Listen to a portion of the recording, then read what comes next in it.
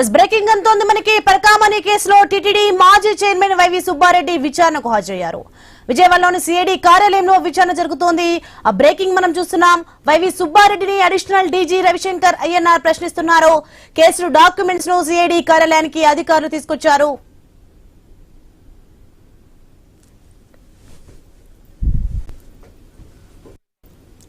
Yes Parakamani కేసులో TTD మాజీ chairman YV Subbareddy విచారణకు హాజరయ్యారు. విజయవాడలోని సిఐడి కార్యాలయంలో విచారణ జరుగుతోంది. YV సుబ్బారెడ్డిని additional DG Ravishankar Ayyanar ప్రశ్నిస్తున్నారు. ఇక కేసు డాక్యుమెంట్స్ ను సిఐడి కార్యాలయానికి అధికారులు తీసుకొచ్చారు.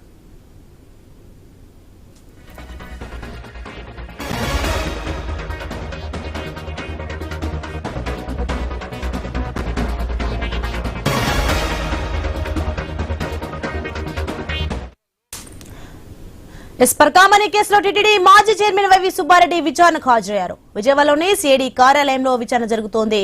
YV సుబ్బారెడ్డిని additional DG Ravishankar Ayyanar ప్రశ్నిస్తున్నారు. ఇక కేసు డాక్యుమెంట్స్ ను సిఐడి కార్యాలయానికి అధికారులు తీసుకొచ్చారు.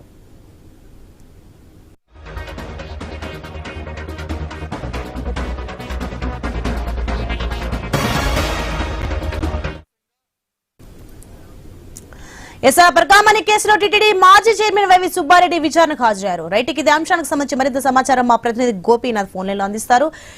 గోపి, శివాని, మొత్తం మీద తిరుమల శ్రీవారి పరకామణి హుండీ లెక్కింపుకు సంబంధించి కేసు నడుస్తున్న తరుణంలో ఇప్పటికే రవికుమార్ ని విచారించారు. అప్పట్లో ఉన్నటువంటి టీటీడీ ఈవో ధర్మారెడ్డిని, వీళ్ళందరినీ కూడా విచారణ జరుపుతున్నారు. నిన్న ఢిల్లీలో మాజీ chairman YV Subba Reddy press meet పెట్టి కూడా అంటే కొన్ని కామెంట్స్ చేయడం జరిగింది. అయితే ఇవాళ కాసేపటి క్రితం విజయవాడ సిట్ కార్యాలయానికి వైవి సుబ్బారెడ్డి హాజరవడం జరిగింది.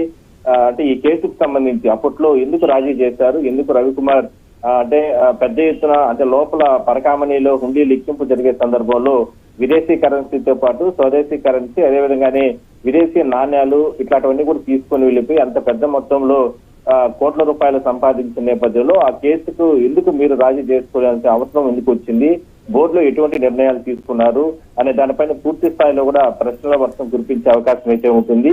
అయితే ఇప్పటి వరకు కూడా గతంలో కూడా అంటే ఈ నెల 20వ తారీఖున కూడా ఆయన్ని హైదరాబాద్ లో విచారణ జరిపారు. ఆ సందర్భంగా కూడా కొన్ని కీలక అంశాలను రాబట్టడం జరిగింది. అయితే ఇవాళ మాత్రం మరికొన్ని కీలక అంశాలని అంటే ఎందుకంటే ఇప్పటి వరకు కూడా విచారణ జరిగినటువంటి తరుణంలో ధర్మారెడ్డితో పాటు మరికొంతమంది అందరూ కూడా దీంట్లో అంటే ఇన్వాల్వ్మెంట్ ఉన్న నేపథ్యంలో వాళ్ళతో పూర్తి స్థాయిలో కూడా సమాచారాన్ని సేకరించినటువంటి అధికారులు ఇవాళ అత్యంత కీలకంగా సుబ్బారెడ్డి గారిని ప్రశ్నించే అవకాశం అయితే ఉంది. అయితే అందరూ అంటే ఇది కేసుకు సంబంధించి చాలా కీలక దశకు చేరుకున్న తరుణంలోనే ఒక ప్రాధాన్యత సంతరించుకుందని మనం చెప్పుకోవచ్చు. ఇవాళ సాయంత్రం వరకు కూడా ఆయన్ని దాదాపుగా ఒక 2-3 గంటల సేపు ప్రశ్నించే అవకాశం అయితే ఉంది. Shivani, right, thanks for the information Gopinath.